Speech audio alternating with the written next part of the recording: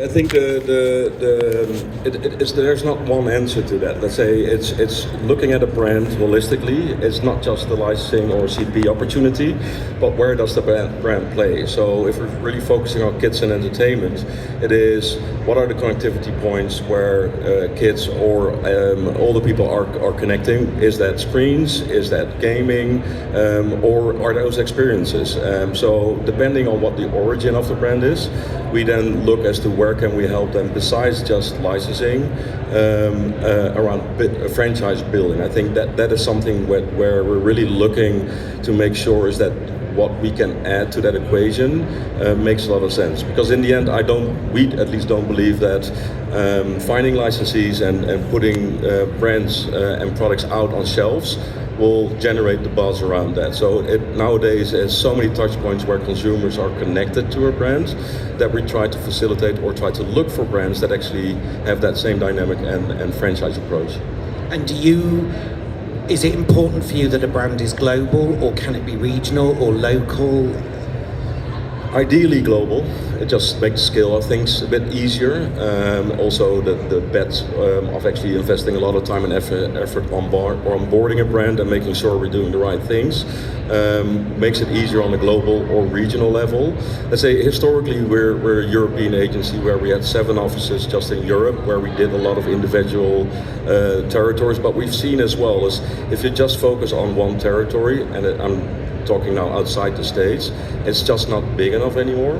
And a lot of the retailers and licensees are playing more in a regional and global space as well. So it's pretty tough to focus on one territory only, except for the States. So ideally we would look at a broader scale on that, yeah. And it might be that like the first year we're focusing on one territory and then we're rolling that out over the next couple of years. So it doesn't have to be all or nothing. Julie, what about you? Because obviously the kind of properties that you represent are quite different. Yeah, so I would say that the core principle for us signing a new artist or brand is really a unique design aesthetic. We've really been laser focused on design, trend forward, and I think that's what set our agency apart. And why people come to us is because that's what we specialize in and that's what we really focus on and do well. And Alison, from your point of view, because obviously you're looking at more corporate brands, so what's your considerations? There's a similar thread here, but we look for brands that have unique characteristics, unique equities that we believe we can then seamlessly translate into adjacencies that are relevant for that brand, that tap into a consumer trend, and that will resonate at retail. So it's about the unique equities that can be leveraged so that we are then able to create products that speak right back to that core.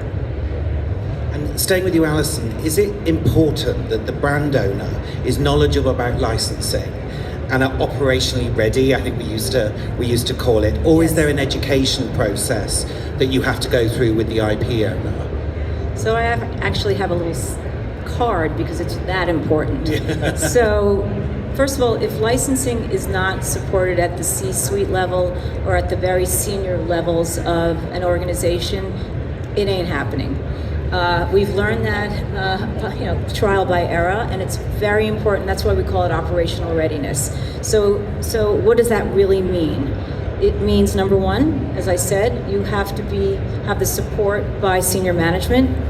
Number two, there needs to be a dedicated champion of licensing who runs point with the agent partner, because we create a lot of work. It's good work, but we create a lot of work. Once a licensing program gets started, we need somebody that will be that shepherd that can deal with the sort of hallways of the client as well as the partners. So it doesn't have to be full-time, but there's somebody that has to really own it.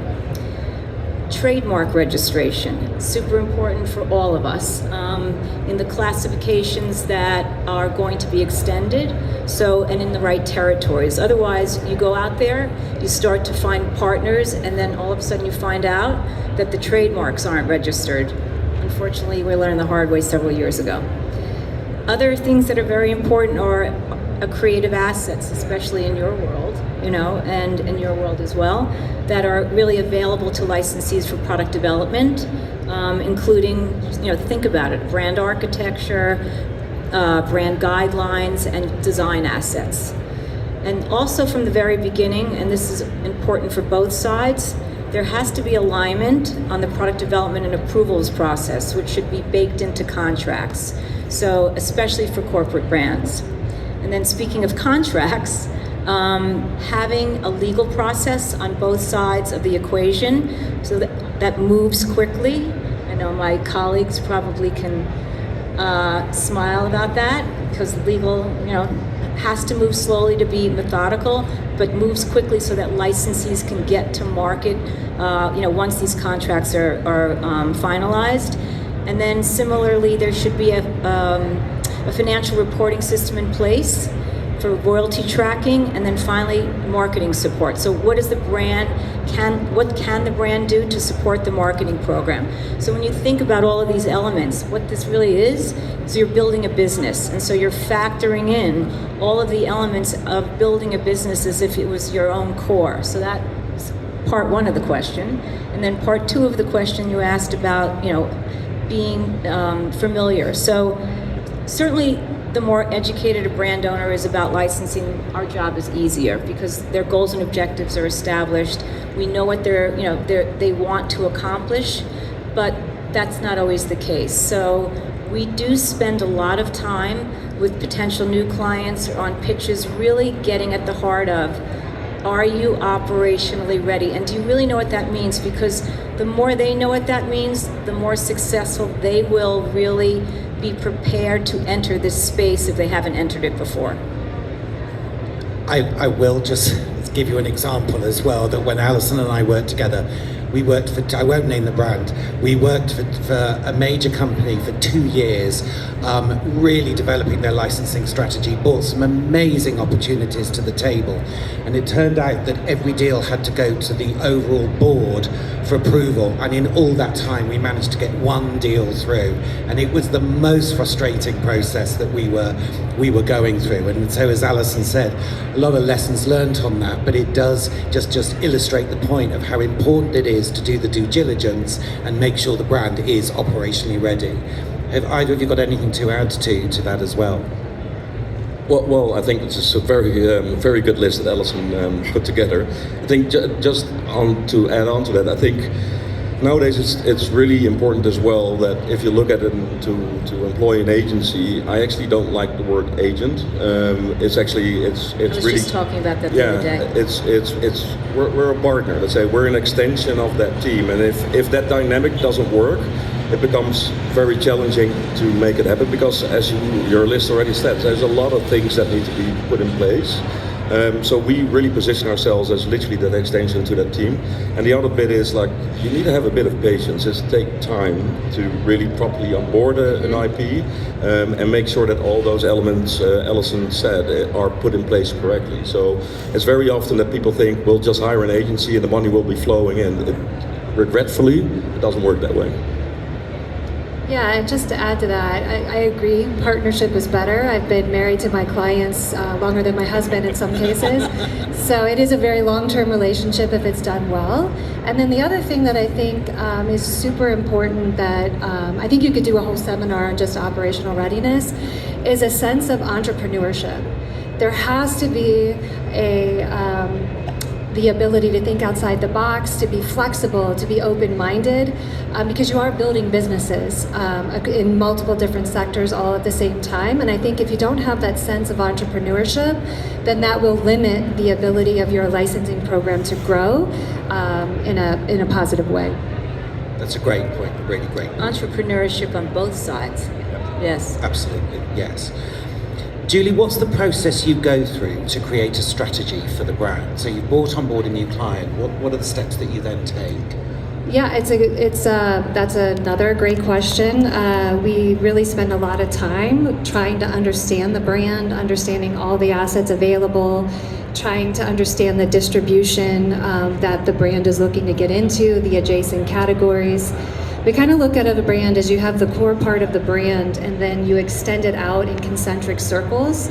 So you want to go to the most adjacent categories first and then expand into more creative or outside the box categories. We also look at if we want to go direct to retail. Do we want to just do the licensing route? What type of collaborations we want to do? So I think what we basically do is we kind of start with everything is on the table, and then we start refining the strategy as we go along. And with any strategy, it's super important to adapt and pivot and change along the way, because what's written on paper is very rarely whatever ends up happening in a licensing program. You have to change it and move on and get information, learn, and adapt. Could you just expand on what you mean, the difference between a direct to retail and a licensee? Yeah, so you can have a licensing relationship directly with a retailer that manufactures the product and sells it in their stores, or you can work with a licensee or a manufacturer that makes the product and then sells to retail. So in we typically employ both strategies when we're developing a brand. So it's why you'll see if you go, so for example, Target may have a brand that it's a licensed brand, but they have taken the license themselves rather than going through, they will handle the manufacturing rather than there being licensees that are selling it in a variety of retailers. Yeah. So, Alison, is there anything you'd like to add to? Sure. So I always say you have to dig into the heart and soul of a brand to understand that brand almost as well as the brand owner itself, so that you can create, to what Julie said, a strategy that makes sense, that reflects the equities of that brand, and that licensing strategy is the roadmap, but does pivot along the way. So you need to have a plan, you need to have alignment again, but you also need to be nimble. So that's number one, and what we do is when we start working with a client, and again our clients are corporate brands, our process is we kick it off with a very deep immersion. So we learn everything about that brand that we can possibly learn, and that then informs us as to how we then build the right strategy. Again, baking in the consumer demographic, baking in the market trends, baking in cultural trends, so that we then sort of mash all that up together to create at least that proposed go-to-market plan. And is it the same on the entertainment side of the business, Martin? I mean, is there a different approach that you need to take? It's relatively the same. I think the big difference is that there is more of a hype sensitivity around IPs in the kids and family space. So while we love to have like very long-term strategies, sometimes it's also very short-term capitalization because it's happening here and now. And I think the other thing which is really important, I think applies to all three of us, but definitely on our side, is it's lovely to have global strategies. It really is. But it very often needs to be translated into a local strategy. So that's also a word we use internally a lot, like a global thinking, as in we have these global strategies and a point on the horizon where we want to go, but executing something in China or executing something in the States just has a very different approach. So that could be as already mentioned, that strategy is as good as the fluency built into it to adapt to those local needs. Fantastic. So you've won the rights to to partner with a new client. You've put together the strategy for the brand. So Alison, from there, how long does it take to actually start launching product at market? Are you a client or are you a moderator? So that is the $1 million question that we get asked all the time. So, that movie, it depends. So it depends on the product category. Each really has a different timeline. So think, soft lines versus hard lines. Soft lines being more apparel-based products, textiles, hard lines being, products that, CPG products. So several factors have to be considered. Is tooling in the product development process, involved? Longer timeline.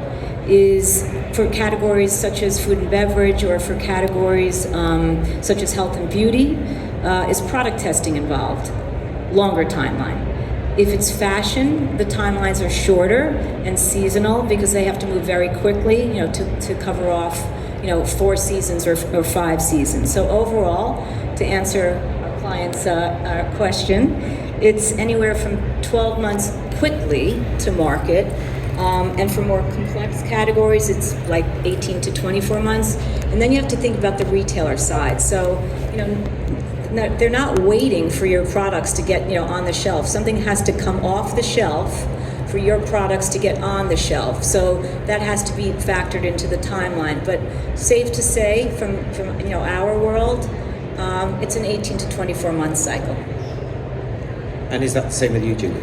Yes, for sure. I always like to think of it as when a contractor tells you how long it's going to take to do something, just like double or triple the time frame. That's what you need to expect with licensing. It's always going to take longer than what you think. On the entertainment side though, Martin, so sometimes obviously if you're working on a movie, there is a release date for a movie. You have to wait for the assets to be available, so a style guide, so that you've actually got something you can give your licensees. So are the timelines different sometimes on an entertainment property? Generally speaking, no, not really. Let's say there are exceptions like gaming, for instance, which can be coming really fast and furious, and they're generally set up to be more accommodating to those timelines. And you could, for instance, start with digital products, which then the timelines, you don't have the production cycles on physical products, so that could speed up. But the timelines are the same. A lot of people think you crank out a movie and you have a lot of marketing and buzz, and retailers will flock through it. That probably was true in the 80s and 90s, but nowadays that definitely doesn't happen. And a lot of people always forget the seeding time towards, like say, IPs that really blossomed. Say we worked on, for instance, Universal Minions. It took 2 movies for people to really wake up that there was an opportunity.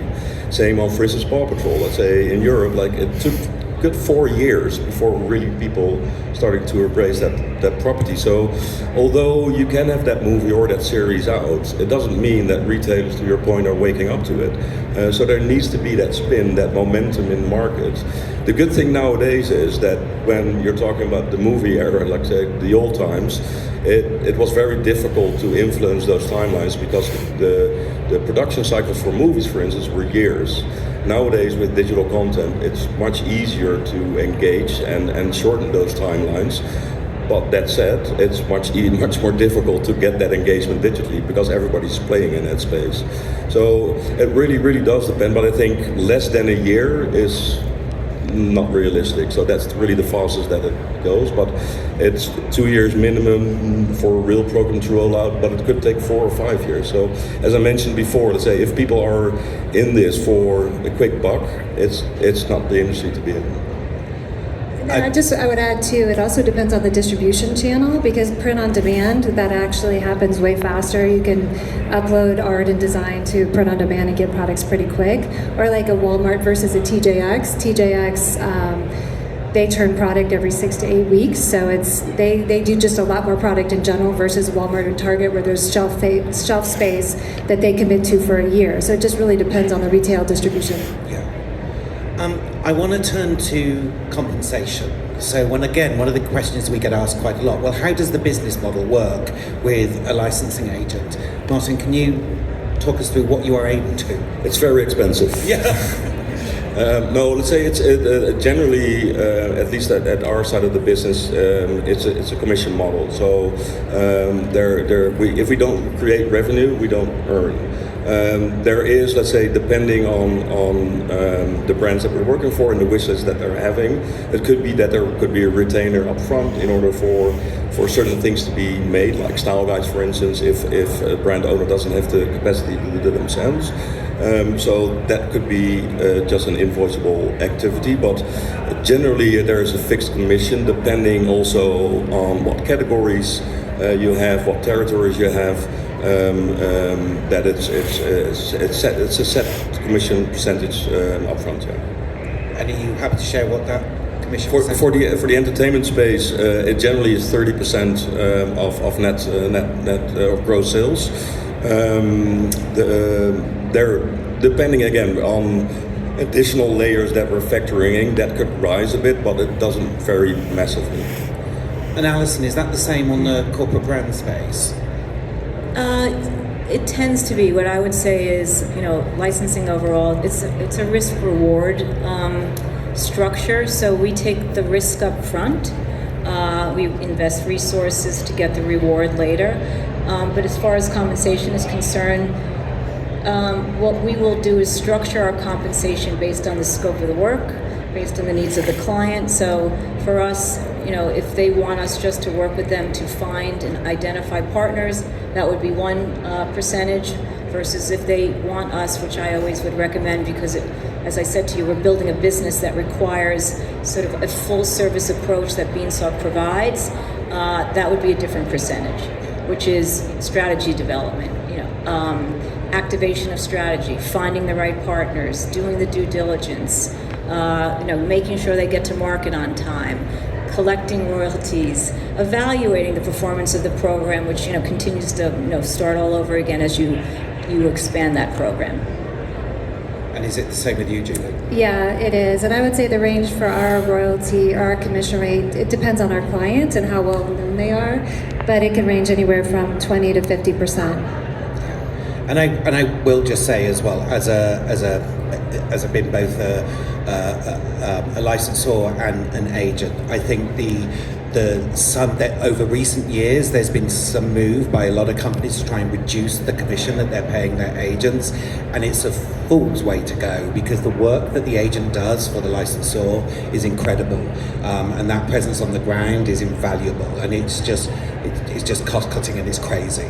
It's hard. This is a very high touch business, and so and the reason brand owners come to agents is because they don't necessarily have the resources or the expertise in-house, and so that's why they work with companies like the three of us, because we have all of that and we have that experience, and it is very high touch. Yeah, absolutely. And we've also, we've kind of tested out all of the partners already, and we know the good ones from the bad ones, and that's valuable insight. So you don't make mistakes by just trying to do it on your own and end up with the wrong partner and then a bad program, and then that can really set the brand off on a wrong foot. Yeah, absolutely. How often do you have to report to your licensors? So both, I know financially you have to report quarterly, obviously royalties are reported back quarterly, but does it depend on the client, or do you have a regular cadence that you connect with your licensors and your clients? Alison? So I'm smiling because he knows me. So I'll say the answer 3 times. Communicate, and then communicate.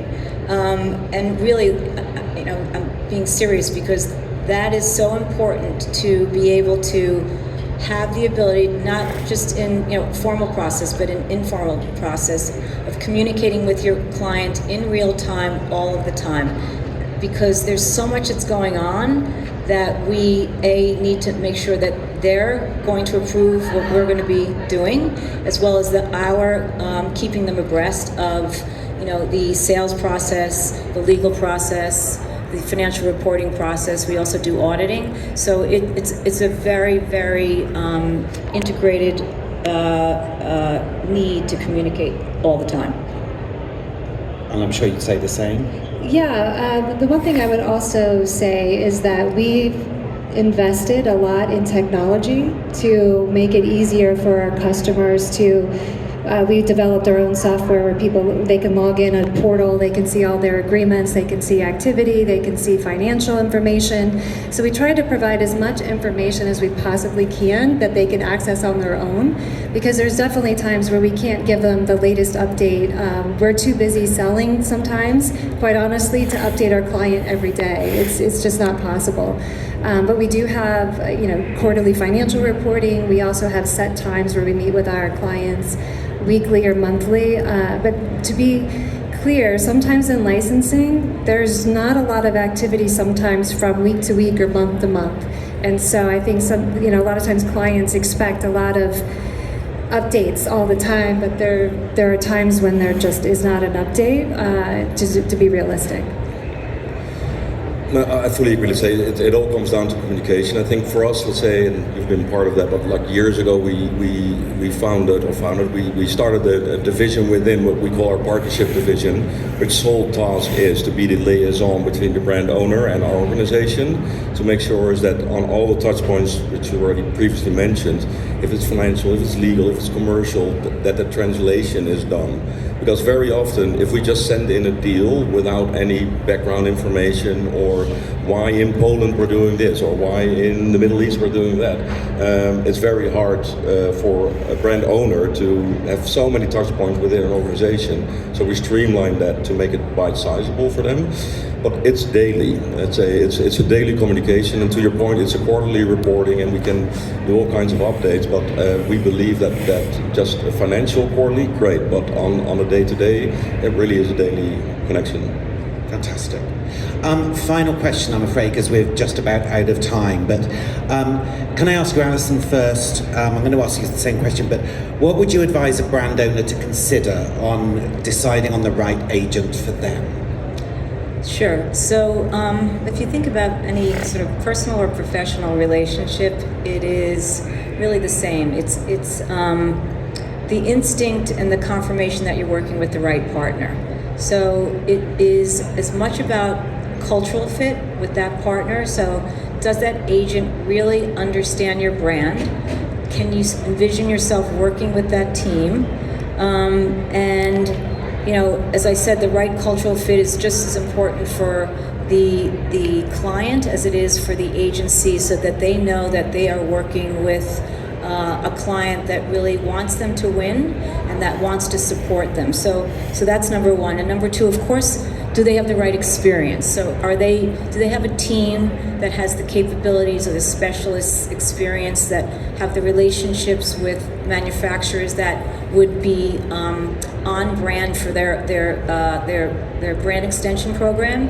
And also, do they have the relationships, because really licensing is all about relationships with retailers, if that go-to-market strategy is, you know, direct to retail. So it is about relationships, it's about the experience, and also, you know, I like to say, how long have they been working with their clients? I mean, one thing we're very proud of is that we've been, I think, 10 of our clients ranging from like 15 to 28 years. So, you know, it's a marriage. It really is a marriage. So those long-term relationships say something about that agency. And, you know, I always encourage, when we start talking to new clients, please talk to our clients and do reference checks on us. Ask our clients, what is it like to work with Beanstalk? Because they need to understand that they've got the right partner. Fantastic. Yeah, definitely what Alison said. I really don't have much to add to that, other than, you know, take a look at the portfolio of clients that they represent, and can you see yourself fitting in that portfolio? Obviously, we represent several cultural institutions and artists, and there will be a lot of times the artists will come to us and their art will look exactly like another artist in our portfolio. And so we're really not going to represent something that's similar. So just keep in mind that you know, the agent's job is to make sure they have a comprehensive portfolio that they're offering to their manufacturers. I think, yeah, that's a lot of ground covered already. I would also say, if you're going out to agencies and you're doing pitches and you receive a pitch that is perfect, just guess again. Let's say there is no perfect pitch. So I would definitely look at an agency that is very truthful and honest, also about the capabilities that they don't have, and that actually will challenge you on your strategies as well. Because I think, if we call it a partnership or a marriage, in the end there always needs to be debate in order to move ahead. So again, perfect pitches don't exist, so look for that partner which actually really is willing to challenge yourself, but also is willing to be challenged as a partner. That's great advice, thank you. I hope you've enjoyed that. I hope it's answered questions that you may have had. Please join me in giving an enormous thank you to Alison Ames, to Julie and to Martin, and thank you very much indeed for your time. Thank you.